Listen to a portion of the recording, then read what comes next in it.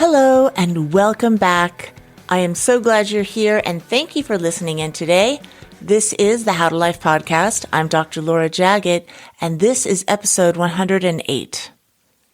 Since the last show was a What Can I Do With My Life episode, I thought I'd give you another one since we're kind of on a roll with that.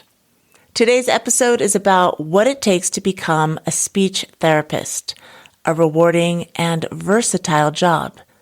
And here to talk about that is my guest, certified speech-language pathologist, Rose Griffin. Rose has been doing this work for 20 years, mostly in the public school system. And for the last 5 years, she has also started her own business called ABA Speech, as well as hosts the podcast Autism Outreach. She has great information to help you learn about and decide if speech therapy is a career you may want to pursue. You are going to find this podcast very informative. Good morning, Rose. Thank you so much for joining me today on the podcast. This is the How to Life podcast. I'm happy to be here. You are gracious enough to talk about what it is that you do for my unofficial series, What Can I Do With My Life? I'll give a brief talk about this. I was a senior in college myself. I had no idea what I was going to do. I was majoring in psychology and I was freaking out. And my mother happened to mention just casually, why don't you be a chiropractor? I had had a great experience with a chiropractor about 4 years prior. I was injured. Nobody could fix me. I went to a chiropractor. I got better. And then I forgot about it. I just went on with my life. So it was this one thing that my mother said that just like light bulb went off. And that's what I became. I did that for 30 years. So perhaps this interview might create the same reaction for someone who's listening. I hope so. That's inspiring. I love that so much. All right. Before we begin, please introduce yourself and tell us what it is you do. Absolutely. So my name is Rose Griffin, and I am a speech therapist and also a board certified behavior analyst. And I am the creator of a business called ABA Speech, where I offer courses. I have a podcast, a blog. I do speech therapy, and I see all different types of students, but I really specialize in helping autistic learners. How did you get into this? How did you decide this is what you wanted to do? What's really wild is I actually kind of have a similar story where my mom played really an instrumental piece in it because she was a public school teacher and she worked at a high school level and she was teaching an elective class about careers. And I think I was a senior in high school and I didn't really know what I wanted to do. And so she gave me a career assessment. And one of the top things on there was speech therapist. And I actually had no idea what a speech therapist was because I was not in speech therapy. None of my immediate family had speech therapy, but we did have a family friend that was a speech therapist. And this family friend was a lot older than me. So I went and I observed that family friend doing speech therapy in all these different settings. And I thought, wow, this is so cool. It's very science-based, which I love. It's working with people, which I love people, but there's not a lot of math involved. And so for me, I did not excel in math. I was good at statistics, but not regular old math. So there were certain things I knew that I didn't want to do. And so it was really just an amazing choice for me. I declared my major my freshman year of college, and you have to have a master's degree, which I know we might get into that more specifically. And I never looked back, and I just absolutely love it. I've been doing this 20 years, and I just really enjoy it. I love what I do. When your mom gave you the career assessment test and it came up speech therapy, what sort of characteristics led to that? Like what kind of demeanor do you have to do this job? Yeah, I think you have to be extremely patient. And I think you do have to be a positive person because sometimes you're going to be working with students or adults. That's the cool thing about our field is that it is a very broad scope. And it may seem like a small incremental step for that patient or that client, but really it's something to be really excited about. And so I think I'm a very positive person and I can see that I can celebrate these small wins and see that they really are steps towards being more independent in communication for whatever that means for your particular client. It sounds like you have to have compassion as well. Patience, kindness, and compassion. What's the range that you work with? I know you deal with autism, but how minor can it be where somebody might need speech Yeah, absolutely. There are things like accent reduction. I did some of that in college. I remember I worked with an engineer. He worked for Goodyear and he was from Latvia. So there were certain sounds in his language that were not in English. So here's a guy who has his PhD, who's an engineer, who's very, very brilliant. But I was working on him with W versus V, wiper, viper, because there were certain sounds that were not in his language. I used to love that, this whole idea of corporate speech pathology, but never went down that road. But I really think that's a cool thing to do. You can work with children who have speech sound disorders, where maybe they're just having trouble saying sounds. You can work with autistic learners. You can work with adults who have had a stroke, who have trouble with swallowing, feeding. It's just such a broad scope that what I have found is that a lot of speech therapists then, after you get your graduate degree, because once you get your master's, then really on paper, you can treat all different types of clients. But a lot of times people do tend to specialize in one area or another. I didn't know that it was for a non-pathological thing, like accent reduction. I never even considered that was something that you could use speech therapy for. Or transgender voice therapy. Actually, my graduate externship was with a lady who specialized in voice, which is a school-based therapist. You really don't ever treat that. At least I never have in 20 years, but she worked with a lot of transgender patients on voice therapy, which I found to be absolutely fascinating. So you can really make it what you want. I was just filming a podcast of my own a second ago, and I was talking about using yoga in therapy because there's these two speech therapists who are also yoga instructors, and that's what they really like to do. So the other thing you said, personality traits, people are really creative. So you can really make it what you want. And our field is extremely, extremely broad. And so for me, what I try to do with my autistic learners is we may work on speech sounds, but we're working on more kind of holistic language concepts like labeling, knowing what different things are called, being able to engage in a conversation, being able to play with toys with friends around. So it's very, very different depending on the clients that you're working with. So explain what autism is and what sort of limitations, and I know there's a range, but what sort of limitations can they have? Yeah, so autism is now diagnosed at 1 in 44. That is the prevalence rate. And when I first started doing presentations about 10 years ago, it was 1 in 242. So it's really, really changed. So you're going to have a lot of people with autism that you'll encounter. And so just understanding that really is a spectrum. So you may have an autistic student who may not have any speaking ability. So they may actually use sign language, or they may use an iPad that has a program on it that allows them to touch buttons to communicate. Or you may have an autistic adult who, like I had this really great person on my podcast, Dr. Carrie Magro, who was non-speaking at 4, was involved in a lot of therapies, and now he is a PhD. He makes his living as being a professional speaker, and he's been on the Today Show and it's been a consultant for HBO. So it really is a spectrum. And so somebody who is maybe conversational, maybe they have sensory needs that are not addressed, and maybe that person wouldn't even need speech therapy. So that's kind of the thing with autism, is that just because you have autism doesn't mean that you have support needs in the area of communication. You may, but you may not. And so sometimes we may work on labeling, conversation, play skills, vocabulary building. All of these things kind of make up what is going to help that student become an independent communicator. And in your specialty, is there a little niche within autism that you focus on? I am a speech therapist and a board certified behavior analyst. So I use the science of applied behavior analysis, which is very, very niche, but just the study of how to help people set up the environment, focus on socially significant behaviors, which in my case is communication. So how to really help people in a very structured way. And so that's really what I specialize in. But really what a lot of people don't know, because I do have an online business, and, from a business sense, I really only talk about autism, but in my real life, in like my private practice, I see clients that are just working on speech sounds and things like that. So it really is flexible. And that's kind of really why I went into the field, because it is such a broad scope. You sometimes tend to specialize in just one thing, but it is nice to have that variety too. So there are tons of potential to carve out a little niche or find something within this field. I want to get into the education now. So how do you begin? What sort of education and experience do you need to get started? Yeah, absolutely. So I got my undergraduate degree. Mine is called communication disorders. So you're actually learning about speech and you're actually learning about hearing too.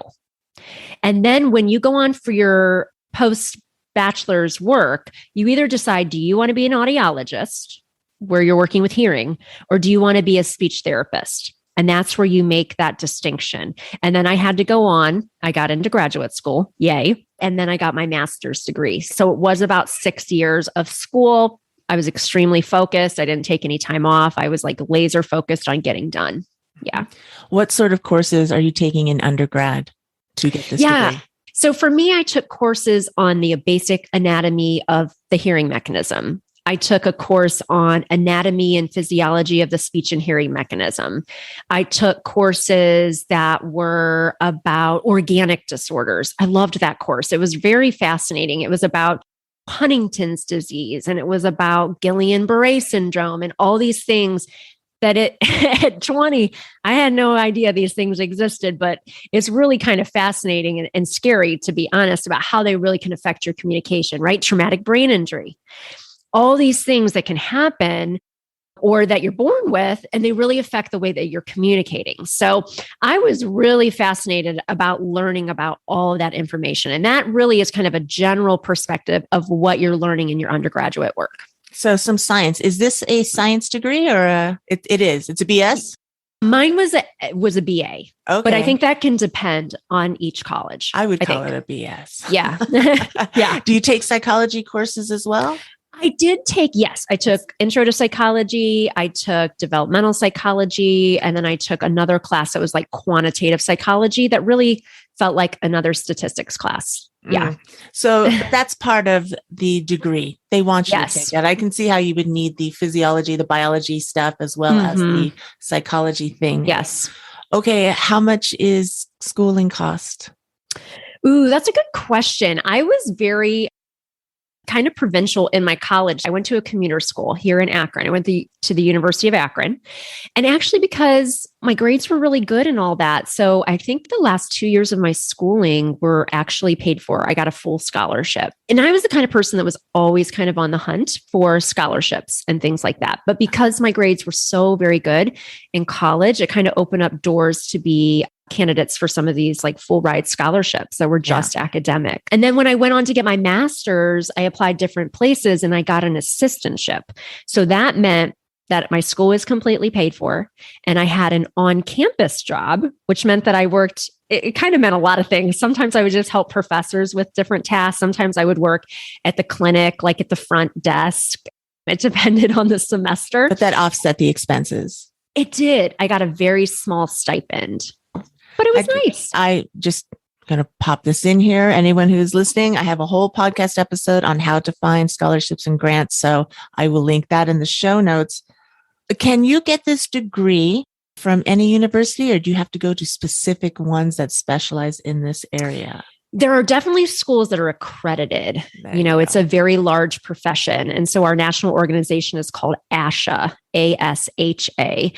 And so I definitely would look on that website to see what schools would be accredited, just to make sure that that coursework is rigorous in your undergraduate so you can get into the appropriate graduate program and things like that. That was my next question. You need to have a degree from an accredited college in order to get into a master's program? Or it's beneficial to do that? But I think it's beneficial. I'm the kind of person that doesn't throw caution to the wind. Like I would go to the school that they say to go to, but there's a lot of choices. So yeah. All right. That's good to know. Now, once you have your degree, how can you apply this degree that you have? Do you go work at public school or private schools or private businesses? Where can you go with it? That's what's so fascinating about our field and really my career too. I have always worked in a public school. Like even to this day, I work 3 days a week as a public school speech therapist. And I have done that the past 20 years. But now in the past 5 years, I've started my own private practice. You can work in the private sector. You can work in a public school. You can work in specialized schools. So there might be a school for students who maybe have ADHD or students who have behavioral barriers where they can't be in a typical public school. You can work in nursing homes. You can teach. You can go on and get your PhD and be a professor. Some people work in sales. So I was saying some students have complex communication needs and they use different augmentative communication devices to communicate. So it might be like an iPad with a software program. And so there are these companies, and a lot of the sales staff, most of them, are all speech therapists. So really, you can do so many different things with it. And now with my own company, I offer courses and I've monetized my podcast, and there's a lot of different things that you can do with it. Do hospitals have speech therapists on staff? Yes, absolutely. Okay. That's a good place too. Yes. And when I first started in the field, I was like, oh, I want to do everything. And I did a little bit of work in a nursing home and I did a little bit of work in a hospital. And then I was like, I don't like this. So it wasn't my jam, but absolutely in a hospital, helping people with understanding the swallowing troubles, or if you've had a stroke, and language therapy. So absolutely. What is the salary potential? Yeah, that's a great question. It really depends on your region and where you are going to work. Typically, if you work in the private sector, you're going to make more money. Mm-hmm. But what I have found is a lot of speech therapists are really into, and this is really why I went into the field initially too, because I always knew that I wanted to have a family. And so I have 3 kids of my own. And so it is a field where you can find your own work-life balance. It's not like it's easy street by any stretch of the imagination, as any job is not. But I have made different choices in my career. Like when I started having kids, I went down to 3 days a week. And then I had this idea for this product. And then that's when I started my own business 5 years ago. So you can really make it what you want. So, if you maybe are a stay-at-home mom, some people will take that time off and then maybe go back and see clients when their kids are at school, if you financially can do that. That's the other thing I was going to mention too, is that it's not all female profession, but a large majority of speech therapists are female. Why do you think that is? Like the compassion component of it, maybe? Yeah. I mean, yeah. I don't know. It's maternal. It's a little bit of a maternal job. If I was just generalizing, there are definitely male speech therapists. When I have these male speech therapists on my podcast, I'm like, yeah, you get it. You're kind. You know Good. What I mean? It's just a different kind of person. And it might be coming along. I mean, there was a time where there weren't that many male nurses, and now I think it's 50-50. So it's just kind of changing mindset, and this can be done by anybody. Absolutely. Now, every profession has some downsides. I can tell you the ones of chiropractic. And are there any specific downsides, or is it more of a personality thing if you run into something you don't like? Yeah. I mean, I think the main thing is like, what's so cool about being a speech therapist is that you get to work with people. But one of the cons is that you work with people. So, like you're going to meet clients that are not very friendly. In a public school, you might work with parents who are very difficult to work with. And when you work in the public sector, you're not picking and choosing who your clients are. So you have to remain calm. You have to try to stay positive. And, when you work with people, sometimes you're like, ugh. You know what I mean? That's with anything. You're going to bump into that no matter what you're doing. Yes. So that is probably the thing. It's like the cool thing. And it's the thing that is the struggle at times. Yeah. So now tell me about some big wins you've had. What's the most rewarding thing for you? Yeah. I mean, I'd say one of my most rewarding cases was a student that I met in 6th grade. He was raised in another country for 10 years. And I started working with him when he was in 6th grade. He had no way to communicate. He had autism. And usually when somebody's at that advanced chronological age, they may never verbalize. They just might not be their main form of communication. But we worked really systematically together. Me, his one-on-one paraprofessional, his teacher, and he started talking. And it was absolutely the coolest thing. And I've done presentations about this case. I have done webinars about this case, written articles. And it was just so cool because when he started talking, he could say almost all the speech sounds that we both say. This usually doesn't happen. So it was like this amazing experience. So much so that one substitute came into our classroom and she had known him when he started. And then she saw him like maybe a year later. And she was like, oh my gosh, so-and-so is talking so much. And that's a case that I like to talk about a lot too, because in the autism world, and anybody who's older and has a disability, oftentimes when a person gets older, that access to services or any type of support really, really kind of just dries up. And there's not a lot out there for older students, even. So it really was a bright spot in my career to be able to help that student. That's a great story. Is there a specific technique you apply to everybody, or do you have to evaluate them and then get into your bag of tools and pick what's going to work best for each person?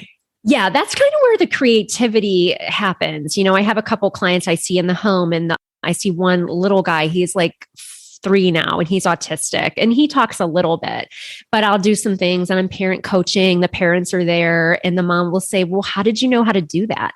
And I'm like, well, I've been doing this 20 years. It's like a science, but it's also an art. It's like, if my student does A, I'm going to do this. If my student does B, I react this way, to make it a teachable moment, to keep it fun, to keep it functional. And really just over time, you kind of strengthen that skill.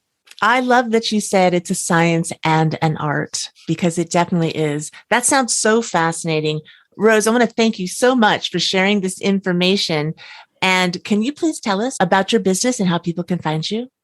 Absolutely. At abaspeech.org, we have a blog with free content. I have a weekly podcast called Autism Outreach that is all about autism and communication. And we offer courses for parents and professionals. And I do a lot of training and speaking about speech therapy, about autism. So make sure that you come over to abaspeech.org and give us a look. I will have all of this listed in the show notes. Rose, thank you so much for your time and your kindness and your expertise. Thanks for having me. Great information to help you figure out what you might like to do in your life. Make sure to check out the Autism Outreach podcast and, of course, abaspeech.org to find out more about Rose and all that she can help you with. I'm going to put all of the contact information and links for her in the show notes at howtolife.com/108. I would love to hear your comments about this topic and this episode. Please let me know through my website, howtolife.com, or directly through email at drlj@howtolife.com. And if you're listening on a podcast player and you enjoyed this show, please hit the 5-star rating button and please leave a great review. Here are some other shows that you may find relevant based on the information that Rose just talked about. You're going to need some schooling to become a speech therapist, and I recommend episode 43. Career and college counselor Rick Palo talks about where to find scholarships, when to apply, and how to leverage your chances for getting scholarships and grants. And did you know that you can get scholarships as well as real-life experience in the field you want to go into? Listen to episode 51 with the founder and CEO of Volunteer Crowd, Amy Van Kanel.